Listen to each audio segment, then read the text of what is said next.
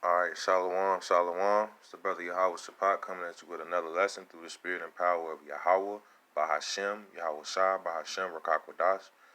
Double honors to my elders, the great millstone, who do teach and rule well in these scriptures. Uh, Peace and blessings to the hopeful elect, to you brothers that's on the highways and the byways, pushing this word out in truth and sincerity, risking your lives and your freedom to do so. Now, so more than ever, to you, I send a sincere shalom. This is going to be a quick overview of the book of the third book of third Maccabees. Uh, I seen Elder Kazak share the elder brother Pashai's video. The elder brother Pashai from the I want to say the brothers in he's from the DMV camp, and I forgot. I'm not gonna lie again. I forgot which state that stands for, but yeah. So and that elder brother's video is his not his video. His channel is Asadians 144, I believe, or something to that extent. You know, that brother did a lesson on the book of Third Maccabees, and Elder Kazak shared it. So I'm figuring, okay, through the spirit, okay, it's okay to go into it, because it's just kind of funny. Like, a while back, I stumbled across it through the spirit, and this is when I was a part of GMS. I sent it to the Zaquan, Elder Damashapat from the Indianapolis camp, and we didn't really talk. We kind of talked about it briefly, but I never did a lesson on it because I hadn't seen anybody else, do a lesson on it. So I was like, I'm not sure if I'm gonna just kind of stay away from it. But the information in it did strike me as relevant and useful. So with no further ado, and Salakia for hey, Akim. Jake was kind of stuttering a little bit, stumbling over their words, man. I'm gonna try to keep it quick and short and to the point. My point for this lesson is to show you that history repeats itself. So this is Ecclesiastes 1 and 9. The thing that hath been is that which shall be, and that which is done is that which shall be done. There is no new thing under the sun. Is there anything whereof it may be said, see, this is new. It hath been already of old time, which was before us. And I'm not going to read verse 11, but the point is, you have Revelations, the 13th chapter, that speaks about the mark of the beast, being brought upon us in this time. This is Revelations 13 and 16, and it says, and he causeth all, both small and great, rich and poor, free and bond, to receive a mark in their right hand or in their foreheads, and that no man might buy or sell save he that had the mark of the name of the beast or the number of his name. Well, third Maccabees goes into, and it's the third Maccabees, the second chapter. It goes into how during our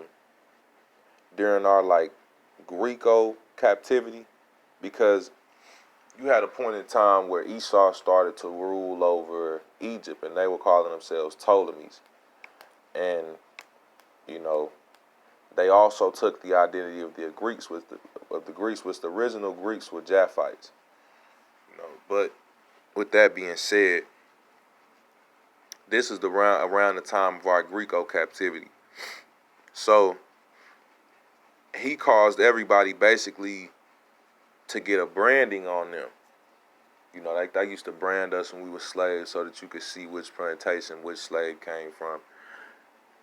And I'm gonna kind of go into these scriptures here and link it to Revelations, the 13th chapter and the 16th verse, and hey, bring more light to what Ecclesiastes 1 and 9 is actually saying. The mark of the beast is nothing new. Being branded, or you having to basically get initiated to remain relevant in a certain society. These things are of old. It's nothing new, and that's the whole point. This is third Maccabees, second chapter, and 20. So I'm gonna start from the 27th verse. It says, he proposed to inflict public disgrace upon the Jewish community, which it's no Jewish community. It's you know that would be you so-called Negroes, and a Benjamin and Levi, you so-called West Indians and Haitians.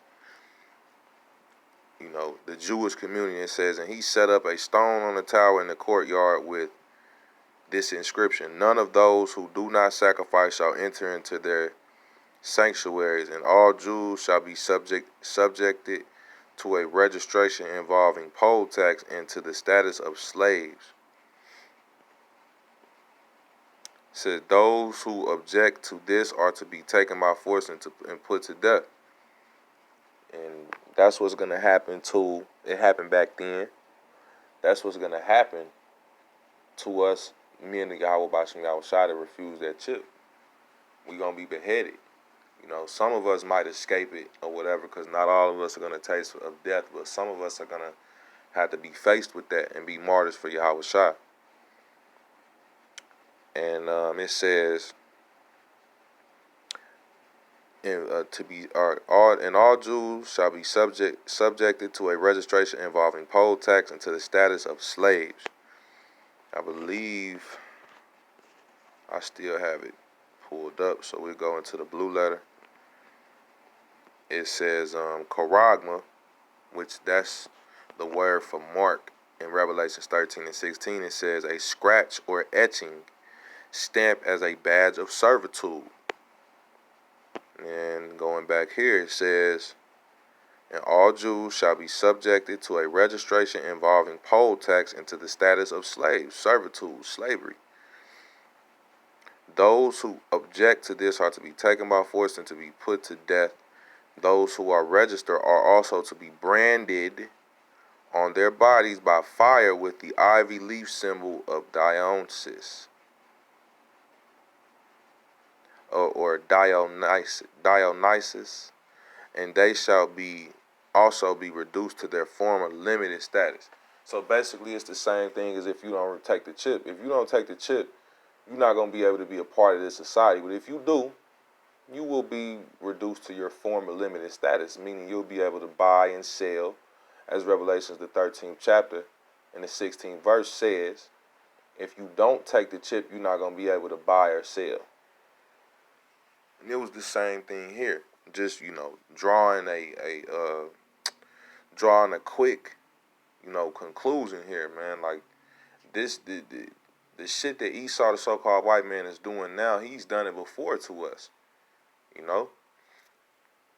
says, in order that he might not appear to be an enemy to all. So if you don't get the chip, just like back then, you're going to be considered to be an enemy of the state. You're going to have to be off the grid, man.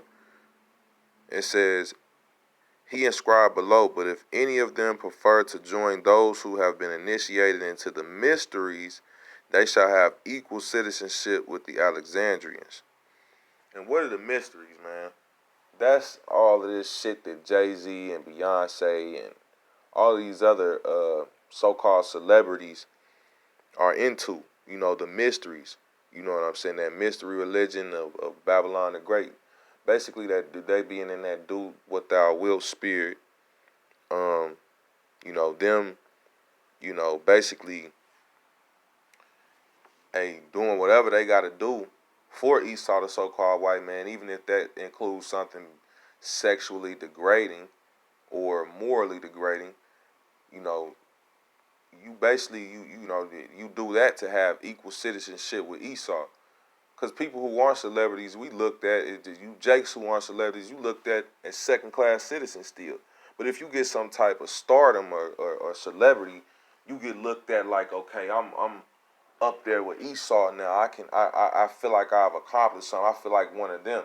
That's a lot of people's reason for getting famous is because you want to feel equal to somebody who's lower than you anyway. Esau, the so-called white man, is a fucking cave beast, man. We are princes of the power. They are beyond low. Salakia, they are beyond lower than us. But maybe,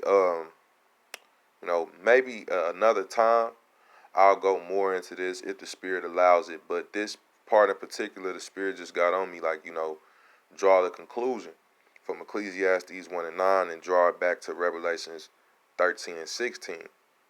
And the only reason I did this is because it's been done before me. And I saw, like I said, Elder Pashad did a video on it and Elder Kazak reposted it. If I'm going off by going into this book, hey man, I'm more than willing to receive correction. You know what I'm saying? And take the video down or whatever. But hey, I'm gonna close out with that, and hopefully this lesson was edifying. Through the spirit and power of Yahweh by Hashem Yahweh Shah by Hashem Rakakwadash. Double honors again to my elders and apostles at Great Millstone who do teach and rule well in these scriptures, and peace and blessings to the hopeful elect. Till the next one, I say Shalom.